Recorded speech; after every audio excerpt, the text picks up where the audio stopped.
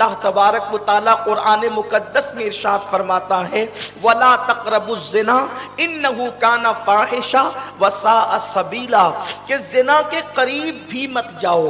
یہ بہت فحش چیز ہے، یہ بہت بری چیز ہے، اور یہ انتہائی گندا راستہ ہے۔ میرے پیارے آقا صلی اللہ علیہ وسلم کے پیارے دیوانوں، اندازہ کریں جو چیز بڑی خطرناک ہوتی ہے اس کے قریب جانے سے بھی روکا جاتا ہے۔ مثال کے طور پر کوئی کھمبا پول ہوتا ہے جہاں پر بجلی ہوتی ہے، جہاں جان جانے کا خطرہ ہوتا ہے تو وہاں پر ہڈیوں کا اور کھوپڑی کا نشان بنا ہوتا ہے، اس کے قریب مت جانا ورنہ جان چلی جائے گی۔ میرے آقا صلی اللہ علیہ وسلم کے پیارے دیوانوں، لیکن انسان اگر ہوشیار ہوتا ہے تو اس سائن کو دیکھ کر، اس علامت کو دیکھ کر اپنے آپ کو بچاتا ہے، اپنے بچوں کو بچاتا ہے، اپنے دوستوں کو بچاتا ہے، اپنے احباب کو بچاتا ہے، اپنے گھر والوں کو بچاتا ہے، اس لیے کہ جس کو جان پیاری ہوگی وہ اپنے آپ کو اس سے بچائے گا، چاہے پول کتنا ہی خوبصورت ہو، چاہے پول کتنا ہی حسین ہو، چاہے پول کتنا ہی جمیل ہو،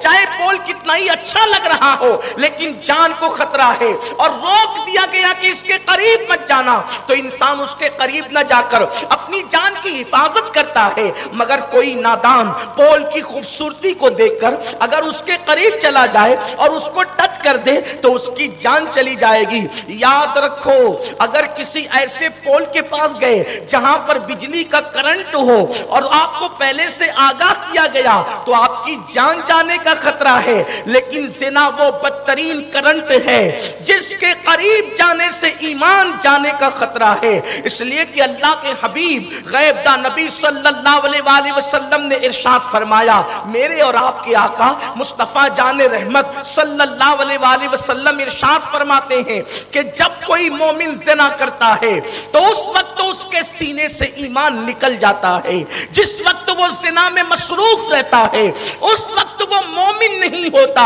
اس کے پاس ایمان نہیں ہوتا، ایمان اس کے سینے سے نکل جاتا ہے اور چھتری کی طرح سایہ فگن ہو جاتا ہے، اور جب تک وہ زنا میں مصروف رہتا ہے اس وقت تک اس کا سینہ ایمان سے خالی ہوتا ہے۔ اب مسلمانوں، اے ایمان والوں، اپنی جان سے زیادہ ایمان سے پیار کرنے والوں، اپنی جانوں سے زیادہ اسلام سے پیار کرنے والوں، اپنی جانوں سے زیادہ اللہ کے رسول صلی اللہ علیہ وسلم کی تعلیمات سے پیار کرنے والوں، مجھے بتاؤ، اللہ کے حبیب فرما رہے ہیں کہ جس وقت انسان زنا کرتا ہے اس وقت وہ مومن نہیں ہوتا، ایمان اس کے سینے سے نکل جاتا ہے۔ بتاؤ، اگر اسی حالت میں موت آ گئی تو اللہ کو کیا منہ دکھائیں گے، رب کی بارگاہ میں کیا منہ لے کر کے جائیں گے؟ اللہ اکبر۔ شعب الایمان کی روایت ہے، امام بہقی رحمت اللہ تعالی علیہ لکھتے ہیں کہ اللہ تبارک و تعالی نے حضرت موسیٰ علیہ السلام کو جو 10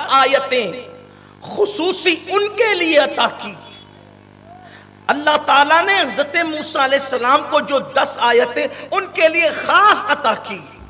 ان 10 آیتوں میں اللہ نے حضرت موسیٰ علیہ السلام سے مخاطب ہو کر کہا، اے موسیٰ، حدیث پاک کا مفہوم ہے، اے موسیٰ، اگر تم چاہتے ہو کہ میری رحمت تم پر برستی رہے اور میری رحمت میں تم سے نہ روکوں، میری رحمتوں کا نزول تم پر ہوتا رہے، تو 2 چیزیں مت کرنا۔ اگر تم چاہتے ہو کہ ہمیشہ میری رحمت کے سائے میں رہو تو 2 چیزیں مت کرنا،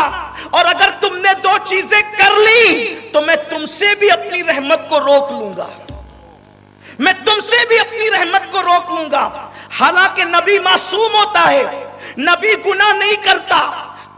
بھی نہیں، کر بھی نہیں سکتا، اس لیے کہ قدرت اس کی محافظ بن جاتی ہے، قدرت اس کا احاطہ کر لیتی ہے، قدرت اس کی عصمتوں کا تحفظ کر لیتی ہے۔ لیکن جناب موسیٰ کو مخاطب کر کے اپنے دوسرے بندوں کو قدرت یہ پیغام دے رہی ہے کہ جب معصوموں سے اس لہجے میں بات ہوتی ہے تو تم اور ہم کس کھیت کی مولی ہے؟ اللہ نے جناب موسیٰ، وہ موسیٰ جو طور پر خدا سے باتیں کرے، وہ موسیٰ جو خدا کے دیدار کا مطالبہ کرنے کی ہمت کرے، وہ موسیٰ جو رب تبارک و تعالیٰ کی بارگاہ سے توریت حاصل کرے، وہ موسیٰ جس کو خدا کلیم بنائے، وہ موسیٰ جو خدا سے پیاری پیاری باتیں کرے۔ حد تو یہ ہے کہ قدرت خود بلا بلا کر باتیں کریں، من جانب طور الایمن وقربناہ نجیہ، اے موسیٰ اکیلے طور کے دائیں طرف آ تاکہ میں تجھ سے پیار کی باتیں کروں۔ اس موسیٰ سے قدرت کہتی ہے علیہ السلام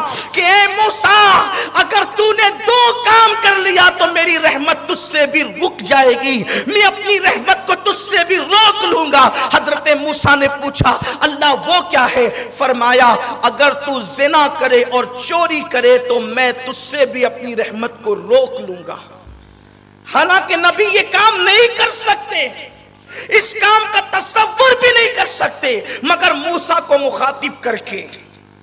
حضرت موسیٰ علیہ السلام کو مخاطب کر کے اپنے بندوں کو پیغام دے رہا ہے کہ رحمت کو روک لوں